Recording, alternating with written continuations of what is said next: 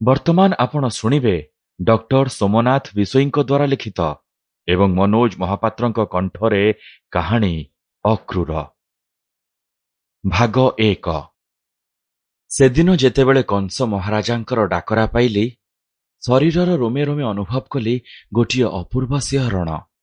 ମୁଁ ଜାଣିଥିଲି ମୋତେ ଦିନେ ଡାକରା ଆସିବ ଦୂତ ହୋଇ ତମକୁ ଆଣିବାକୁ ଯିବା ପାଇଁ। ସେଥିପାଇଁ ଅନନ୍ତ ଯୁଗରୁ ଗୋଟେ ପ୍ରତୀକ୍ଷା ଥିଲା। ଏ ପ୍ରତୀକ୍ଷା ଏମିତି ଗୋଟିଏ ସମୟ ପାଇଁ।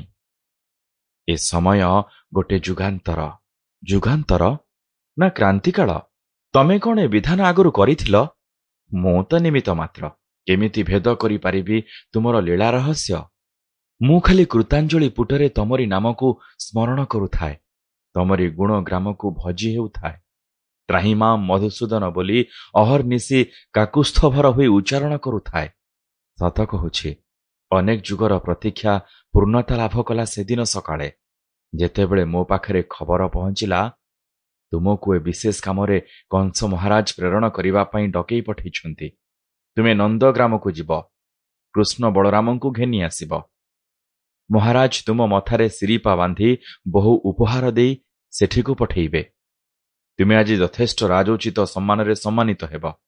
ସତ କହୁଛି, ଏ ଖବର ପାଇଲା ମାତ୍ରେ ମୁଁ ଆଉ ମୁହେଇ ରହିପାରିନଥିଲି। ମୋର ଦେହ ଓ ମନ କୁଆଡ଼େ ବିସ୍ମୃତ ହୋଇଗଲେ।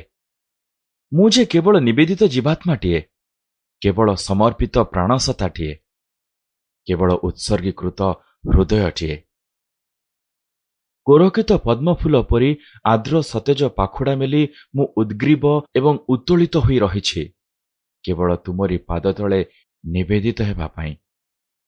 ସତ କହୁଛି, ହେ ପରମ ପୁରୁଷୋତ୍ତମ, କାଲି ରାତିରେ ଗୋଟିଏ ଅଦ୍ଭୁତ ସ୍ୱପ୍ନରେ ମୋର ସମଗ୍ର ଚିତ୍ତଲୋକ ଆଲୋକିତ ହୋଇଗଲା। କି ଯେ ସ୍ୱପ୍ନଟିଏ ପାହାନ୍ତା ପହରେ ମୁଁ ତାକୁ ଦେଖିଲି।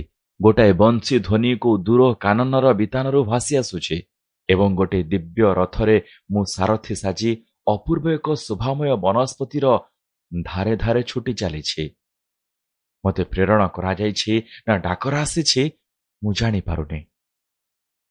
ମୁଁ କିନ୍ତୁ ଚାଲିଛି ଦିଗ୍ବଳେ ଆଡ଼କୁ ମୋର ଅନନ୍ତ ଯାତ୍ରା ପଥରେ, ଯୋଉଠି ଆକାଶ ପୃଥିବୀ ଏକାକାର ହୋଇଯାଇଛନ୍ତି। ସେଇଠି କିଏ ଜଣେ ମୋରି ଅପେକ୍ଷାରେ ଅଛି।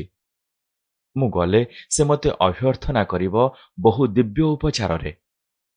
ମୋତେ ଆଲିଙ୍ଗନ କରି ମୋ ଦେହରୁ ପାର୍ଥିବ କାମନା ସବୁକୁ ପୋଛିଦେବ, ତ୍ରିତାପକୁ ଉତାରିଦେବ। ମୋର ସେବାକାରୀ ସାଜି ମୋତେ ଯୁଗ ଯୁଗ ପାଇଁ କୃତାର୍ଥ କରିଦେବ। ସେ କିଏ? ସ୍ପଷ୍ଟ ରୂପେ କିଛି ବି ଜାଣି ହେଉନଥାଏ। ଖାଲି ଶୁଭୁଥାଏ ବଂଶୀର ମଧୁର ସ୍ୱନଟିଏ। ହଠାତ୍ ମୋର ନିଦ ଭାଙ୍ଗିଗଲା। ଦେହଟା ନଥିଲା ପରି ଲାଗୁଥିଲା। ଏତେ ହାଲୁକା ଲାଗୁଥିଲା ଯେ ମୋର ମନଟା ମୁଁ ବିଶ୍ୱାସ କରିପାରୁନଥିଲି। ଆଜିର ଏ ସକାଳଟି କ'ଣ ଯୁଗ ଯୁଗର ଅସରନ୍ତି ସକାଳମାନଙ୍କ ଭିତରୁ ଏକାବେଳକେ ଗୋଟେ ଅନନ୍ୟ ସକାଳ? ଏ ସକାଳ କ'ଣ ଇତିହାସର ଗର୍ଭ ଫଟାଇ ବାହାରି ଆସିଛି ମୋରି ଦ୍ୱାରକୁ? ଅନନ୍ତ ପ୍ରତୀକ୍ଷାର ଗୋଟେ ଅନ୍ତିମ ଆହ୍ୱାନ ନେଇ ଏ ସକାଳ କ'ଣ ମୋରି ପ୍ରତୀକ୍ଷାରେ ଅଛି? ପ୍ରକୃତରେ କିଏ କାହା ପ୍ରତୀକ୍ଷାରେ ଅଛି ଯେ? ସମୟ ମୋ ପ୍ରତୀକ୍ଷାରେ ନା ମୁଁ ସମୟର ପ୍ରତୀକ୍ଷାରେ? ସମୟ, ମୁଁ, କଂସ ମହାରାଜ, ତମେ, ମଥୁରାବାସୀ, ଗୋପବାସୀ, ମର୍ତ୍ତ୍ୟପୁରବାସୀ, ସ୍ୱର୍ଗବାସୀ, ପାତାଳବାସୀ, ଏ 14 ବ୍ରହ୍ମାଣ୍ଡବାସୀ, ଯକ୍ଷ, ରକ୍ଷ, ଗନ୍ଧର୍ବ, କିନ୍ନର, ନର, ନାଗ, ସୁର, ସ୍ଥାବର, ଜଙ୍ଗମ, କୀଟ ପତଙ୍ଗ ଆଦି ସମସ୍ତେ ତ ପ୍ରତୀକ୍ଷମାଣ। ସମସ୍ତେ ଖାଲି ପ୍ରତୀକ୍ଷାରେ ହିଁ ଅଛନ୍ତି। ସେ ପ୍ରତୀକ୍ଷା କାହା ପାଇଁ? ଆଜିର ଏ ସକାଳଟି ପାଇଁ? ସେଦିନ ମୁଁ ଏଇ କଥାଟି ହିଁ ଭାବୁଥିଲି। ଭାଗ 2। ସେ ଯାହା ହେଉ, ସକାଳଟି ପାଇଲା ଗୋଟିଏ ଦିବ୍ୟ ଆଭା ବହନ କରି। ମଥୁରାପୁର ଉପରକୁ ଏହି ସକାଳଟି ଓହ୍ଲେଇ ଆସିଲା ଅସରନ୍ତି ପ୍ରତୀକ୍ଷାର ଅନ୍ତ ଘଟାଇ। ମୁଁ ଭାବିଲି, କି ଯୋଗରେ ଆଜି ରାତି ପାହିଥିଲା। ମହାପ୍ରଭୁ, ସବୁ ତୁମରି ଲୀଳା, ମୁଁ ତ ନିମିତ୍ତ ମାତ୍ର। ମୋର ପାଦ ଆଉ ତଳ Sample complete. Ready to continue?